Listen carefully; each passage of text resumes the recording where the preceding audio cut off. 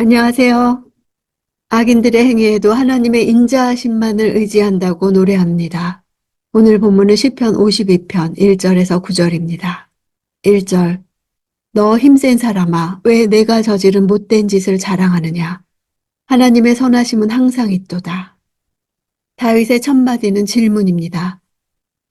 우리 현실에서 강한 악인과 약한 의인들이 있습니다. 강한 악인이 자기가 저지른 악한 짓을 스스로 자랑하는 것을 들어야 합니다. 다윗은 악을 자랑하는 힘센 자에게 하나님의 오래 참는 선하심이 있기에 심판이 늦춰진다고 말하고 있습니다. 이 시는 다윗의 생애 가운데 비통했던 사건 중에 하나였던 도액의 밀고로 인한 높 제사장 학살 사건을 배경으로 합니다. 다윗은 사울이 자신을 죽이려는 것을 알고 요나단과 이별한 뒤 높 땅으로 가서 사울에게 쫓기고 있는 상황을 숨기고 대제사장 아히멜렉의 도움을 받아 진설병으로 허기를 채우고 골리앗의 칼로 무장합니다. 이를 본 도액의 보고로 85명의 제사장들이 죽게 됩니다. 이 시는 다윗이 도액을 생각하면서 지은 시입니다. 긍정적 의미를 가진 힘센이란 단어를 못된 짓과 연결시킴으로써 역설적으로 그의 악이 얼마나 큰지를 표현하고 있습니다. 한 번도 칼을 잡아보지도 못했을 무방비 상태의 제사장들을 죽이는 비열한 짓을 저지른 도액을 경멸적인 어조로 비난하는 것입니다. 그런 강포한 자가 하나님의 선하심과 오래 참으심을 멸시하고 오히려 자랑하고 있음을 책망하고 있습니다. 다윗은 못된 짓을 자랑하는 자와 하나님의 선하심을 대조함과 더불어 때때로 악한 자의 공격과 괴롭힘으로 인하여 성도들이 어려움을 겪을 때도 있지만 결국에는 하나님의 선하심이 성도를 보호하고 승리로 인도해 주실 것이라는 사실을 나타내고 있습니다. 2절 내 혀가 못된 짓을 꾸미고 있구나.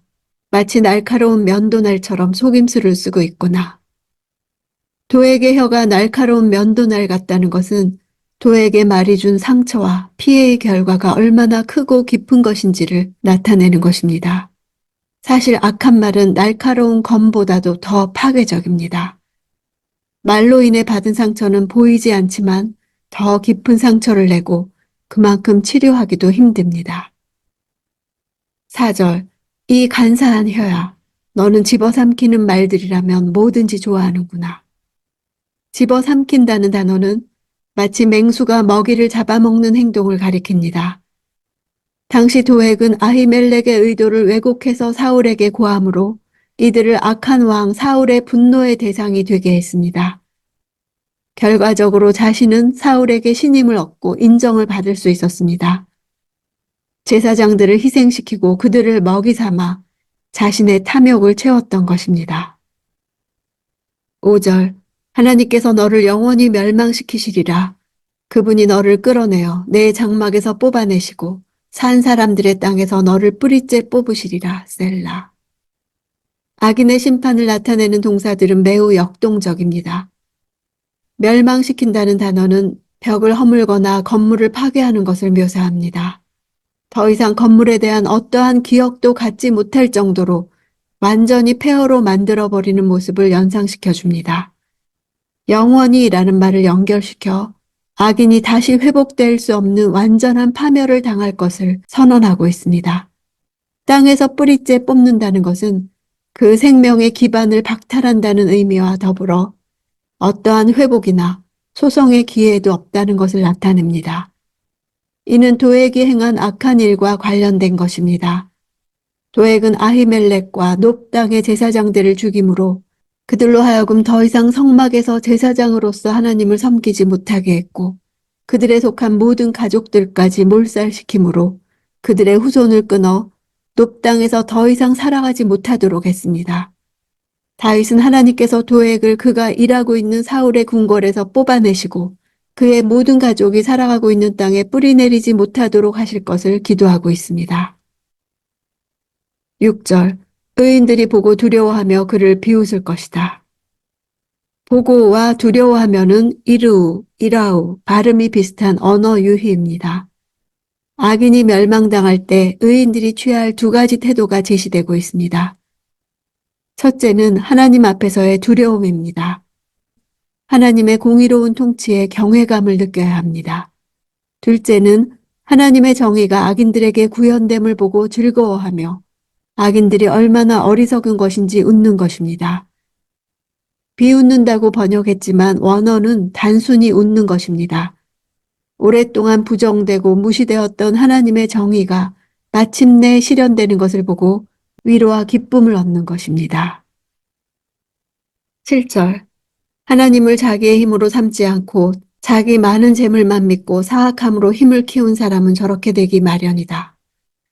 의인들이 웃으며 하는 말을 직접 화법으로 소개합니다. 악인들의 잘못된 가치관에 대해 분명하게 서술하고 있습니다.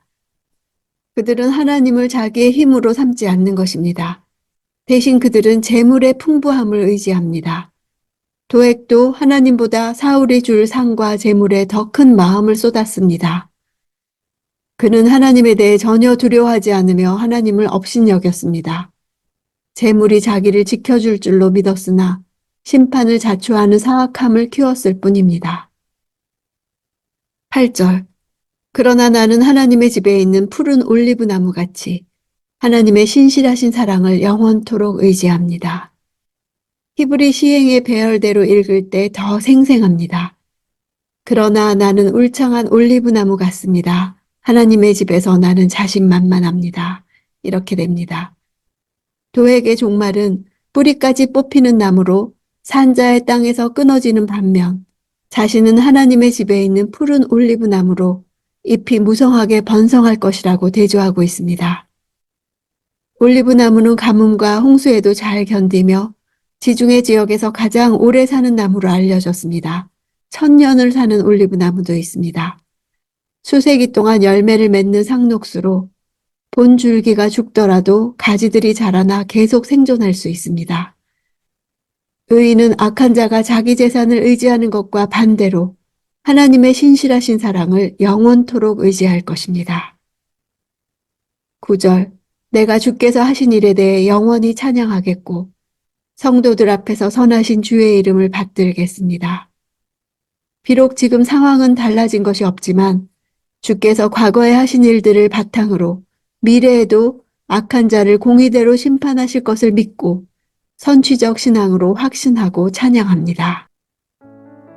다윗은 자신을 도와준 아히멜렉을 비롯한 높당의 제사장들과 그 일족이 몰살당한 참혹하고 암울한 현실 가운데서 격분하기보다 도리어 이 눈에 보이는 현상 너머에 있는 악인의 비참한 운명과 의인의 형통을 바라보고 찬양하고 있습니다.